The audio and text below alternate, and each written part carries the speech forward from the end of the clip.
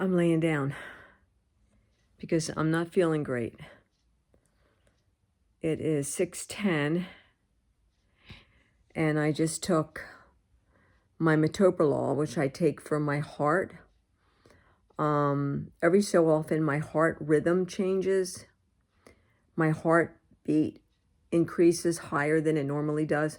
My heart rate is always high. At anywhere 110, 120, that's like normal for me. But I had pizza today, a piece of pizza, which was really greasy. It had pepperoni on it. I had some French fries. I had some ketchup. I had some salt. Like nothing that's good for my system. And my stomach is not used to a lot of food anyway. I weigh 89 pounds. And so like anything I eat, if it looks like a full meal, all kinds of weird things happen to me. I didn't sleep well again last night. My sleep is incredibly broken up. And I'm doing a lot of sweating through the night.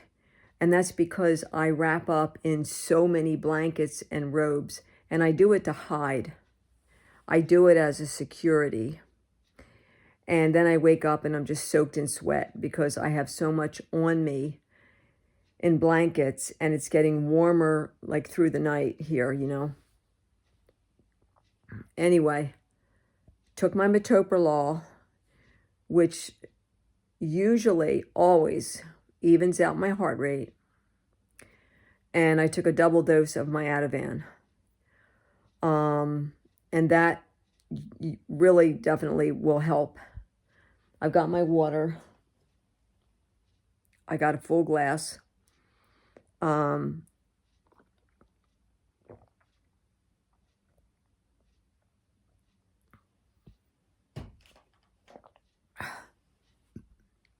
I definitely have indigestion. What I ate today was not a good idea. It was not. And then I had a little almond joy. So there's chocolate. The coconut shouldn't bother me. The nuts shouldn't bother me, but the chocolate, it was not good choices today. Just not good choices. And I had some stress moments. You never know what's going to come in the mail. And when you're widowed or you're the person left behind and you have a lot of things out in the mail and you're waiting for things, you're anxious, you know, when the mail comes, like, am I getting some good news, whatever. So I told you guys about the notice I got from MedEd, which is my electric company. I need to call them on Monday. I don't know what it's about, except possibly the program where they help you pay your electric bill. Now, granted, my electric bill is extremely low because I literally have almost nothing plugged in here. So I can't complain about that. My electric bill this month was $24. I don't use my dryer. I don't use, the TV's always unplugged unless I watch it for a half an hour, you know. None of my chargers for my phone are plugged in unless I'm using them. And anyway, so I got to call them on Monday, but I'm not upset about that. I'm not, you know, it's not upsetting me. But I was waiting for some kind of notice from this housing authority where I had put in a pre-application for an apartment in an adjoining town. And so I got a letter today from them saying, we got your pre-application. We're going to put you in the queue. We're just sticking you in the computer system. We do not know when there's going to be an apartment available. Now, this is for an over 62. It's an over 62 community with 33 apartments. And that would be someplace I would consider going. It's $762 a month. Would make things a lot more doable for me. Would drop my rent by $400. But they said, you know, when an apartment comes open, they'll notify me by mail. I fill out another application, a more in-depth, and then we go from there. So, this looks silly, doesn't it? I'm wearing Sky's robe backwards. Like if you lay in bed and your arms are bare and your arms get cold, take your bathrobe and put it on backwards like this with the opening in here. So that way your arms are covered. I know, side note on how to wear a robe. But anyway, my hope was that someone would call me from the housing authority and I would get a chance to talk to someone, because you can't talk to people these days. Everything is voicemail and prompts and these little chat boxes, and you can't get a live person to say, hey, here's what's going on in my life. So was I disappointed? Yeah, a little bit. Did I kind of expect it? Yeah. So there's a lot swirling around in my head. I have a lot to figure out, and it's affecting me in so many ways. It's affecting my sleep. It's affecting the way I eat or I don't eat. It's affecting the amount of, I cry a lot some days. Some days I'm pretty good. I don't cry at all. Other days I just cry all day long. And so I'm definitely deficient in a lot of vitamins and things. I think what I'll do is I'll have my doctor send in a blood work slip just to across the board see what my numbers look like, because I know I'm deficient in things. Protein, B12, I don't know if there's a difference, but he had said about I'm probably really deficient in protein and stuff, because I'm not a great eater, because it's just me. And that's one of the things when you're the person left alone, you're the remaining one. It's really hard to cook for yourself. It's hard to sit down at the table alone and eat a meal.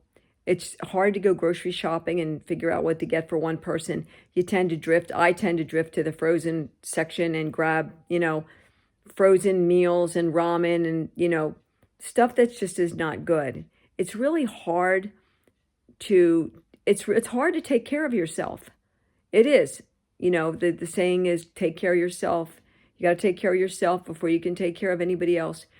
But I'm finding for me, it's really hard for me to take care of myself at this rate. And so there's a lot. The sleep, the eating, the amount of stress and anxiety and worry has really taken a toll on my body. So right now I'm laying down. My doctor said when my heart gets real weird to lay down. I took my meds. I have my water. Maybe later on, I'll fix some tea. I have to go to this grocery store. That will wait till tomorrow. And I have to finish filling out my compass. I've got to print out my bank statements. They make it really easy now. You can just click on it and it'll send it to PDF form in your files, and then you can just grab it from your files and pull it over to wherever you need it, which in my case would be the welfare people. So I have to finish that. But I knew for most of the day that I wasn't feeling great. And then I went out and I ate all the wrong stuff. And I'm just going to see how I feel in about an hour. But you'll notice as you go along in your walk on your own, the things that crop up, like, cooking your own meals, and do you feel like it? And do you just grab a sandwich, or, I'll grab a pear out of the refrigerator. I'll get a piece of bread and throw it in the toaster and put a little bit of margarine on it. Stuff like that constitutes a meal to me at this point. And the only thing I think I'm really doing great on is my water. And maybe I'm actually getting a little too much water in me. I mean, I don't think so. I think it's the greasy food today, along with the coffee and then the chocolate. None of that was good. And I'm really tired because I didn't sleep well last night. So I'm just going to rest. But you'll find with meals are totally different. Grocery shopping feels totally different You're going in there now, thinking of like, what do you want? Just you. Where I grocery shopped mainly for Sky. What did Sky want and need and like? And something else that's totally different is how much laundry I have. Like my laundry is cut like by an eighth. And when Sky was here, I had like hospital gowns and more sheets to wash and, things like that. The less laundry, that's not a bad thing, but it's just a realization, there's less trash in the house. There's less times I need to take the trash out. There's just, less wet wipes and tissues and, well, no, there's more tissues because of me crying. But you just find this difference all the way around. There's a difference in how your life flows. And so with the mail, because I was waiting for what I considered to be like important things, and there's still one thing out there floating around, but now I'm at a point where I know I'm at the bottom of the checklist for this one agency for rent, for help with the rent. I know I'm on the last box, like I had to check the last box, which puts me lowest in the priority, absolutely lowest. And so I'm not holding my breath. I'm not even looking anymore for anything from them, because it's going to be, most likely it's going to be months and months down the road. So I'll call the electric company on Monday and see, what it is that they have. And I'm going to rest. And I'm going to hope that my heart starts to calm down. I'm going to do my 5 seconds in, 10 seconds out from my Yaz cards. And I'm just going to see if I can feel better. And then the last kind of scary thing is I'm here alone.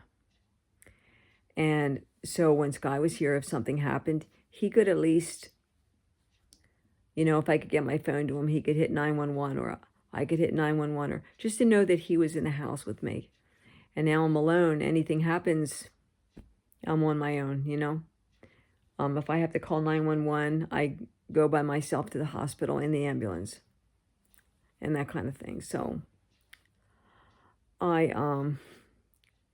there's a lot that you have to get used to. And it's not easy. All the way around, it's not easy. It's still very fresh for me. It's still very new. I haven't even hit the 8-week mark. I'm not even at 2 months, you guys. And